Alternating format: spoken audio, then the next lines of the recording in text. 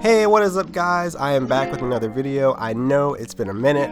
I've been sick. I'm still getting over the sickness. As you can see, I sound still kind of stopped up, but physically I'm feeling a lot better. I mean, I appreciate everyone that's messaged me and you know, asked me if I was like dying or something. And I'm not dying. It was a really bad strep throat and sinus infection, but you know, we got to keep pushing on. We got to keep creating, and that's why we're here today. I'm gonna be showing you guys, for beginners, some brands and some tips to get you guys into line art and inking, whether it be traditionally or whether it be digitally using Clip Studio. So let's get started.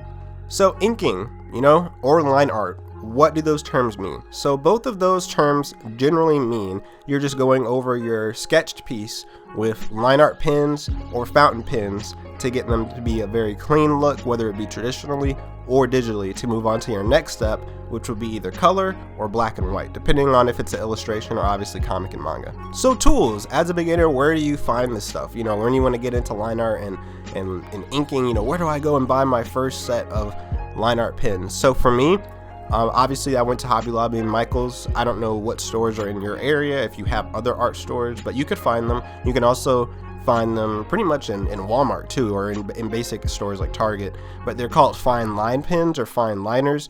You can find, that's what I used, you know, and some of the brands on the screen that I'm showing you, are Sharpie, Pigma Micron, and Artisloff. Those are very affordable beginner brands that you can buy, ranging from $5 to $30. It just depends on if you're buying individual pens or a pack of 5 to 20. So let's move on to styles. Now that you've gotten your inking tools and you have your setup, let's talk about style. You know, what type of inking do you want to recreate? Do you want to create something that looks really, really clean and crisp, like My Hero Academia's inking style from Kohei Horikoshi? Or do you want to do something a little bit more, you know, rough and just a little bit more realistic, as if, you know, if it was like the anime adaptation of One Piece, the current season, on how the line art looks very, very like it was done on paper, rather than its predecessor in the older seasons when it looked more crisp and digital and that classic anime look, you know, because inking goes obviously with traditional pieces on paper and manga and comics, but it also goes over into anime because they're doing the exact same thing, guys. They're doing the inking and line art just digitally for the animation and stuff. So it does go hand in hand if you are an animator or if you are a person doing illustrations and or comics and manga. I definitely say find out your inking style, and I know that's hard for some people because that goes along with your art style. Like, how do you want your art to stand out? But in terms of inking, I feel like inking has a little bit more of some leeway to it, because you can't necessarily copy an inking style, because inking it comes from a lot of other stuff too. Because if you look at My Hero Academia, that inking style is very, very heavily inspired by American art inking from back in the older comics and even current comics of like Superman, Batman, and Spider-Man. That heavy, bold outlines with a lot of black for the shadows and stuff. So for the final segment, we're going to really quickly plug in Clip Studio, because you guys know I love them so much, I use them so much, and this is for the people that use digital a lot as well. And this can go for Procreate too, so don't feel like if you use Procreate you can't use these tips. If you do use Procreate, I say it's the same concept. So in Clip Studio, obviously you can use the Clip Studio assets from the asset store. Some are free, some you have to pay for, but guys, like I tell you, if you invest in Clip Studio, whether it's on the iPad or if it's on Windows or PC, whatever you use, it is the best investment you can do, because it's a one-time payment for the most part, but also you get so many assets for free.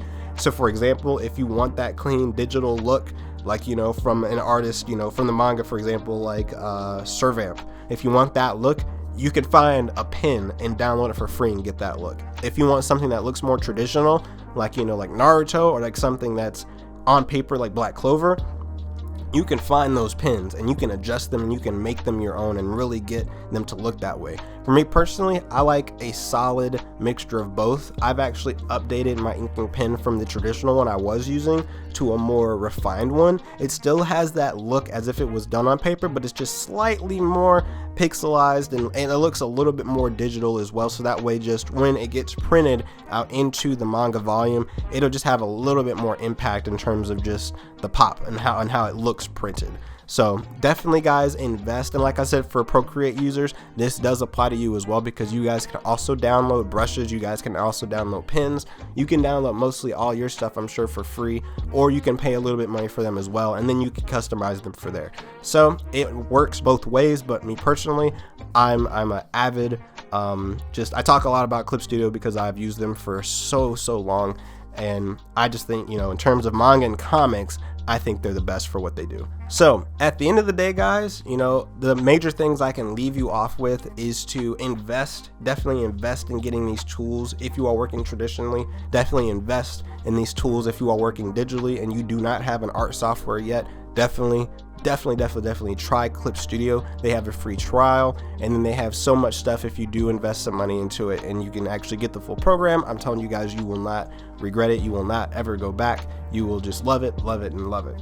The second thing I can leave you with is definitely, like I tell you guys all the time, is to study different styles. Whatever you're trying to achieve, whether it be a genre of shonen, whether it be seinen, whether it be shoujo, whatever look you're trying to attain for your illustrations or your story and series, go study those genres, go study that style, and really try to create that and recreate that with your own style, and it'll definitely help you out in the long run. So always study, guys, and always push yourself to be the best in regard to whatever you're trying to create. And with that being said, guys, that is the end of this video. I hope I could help you guys and inspire you guys, and for beginners that are getting into inking and stuff, I hope I gave you some brands and some things to think about that you can go and, you know, and try now, and try to explore and try to see, you know, what will make your inking yours. And that's the goal. What makes your inking style and art style yours? And I hope I could give you some info and some tips on that.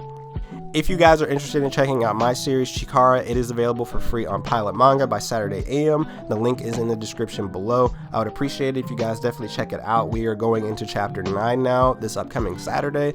You know, almost to chapter 10. A lot has happened, and if you have not caught up on it, you know, it is a really good story. I think it's a really good story, and I think you guys will enjoy it too. So with that, guys, peace, keep drawing, keep creating. See you guys later.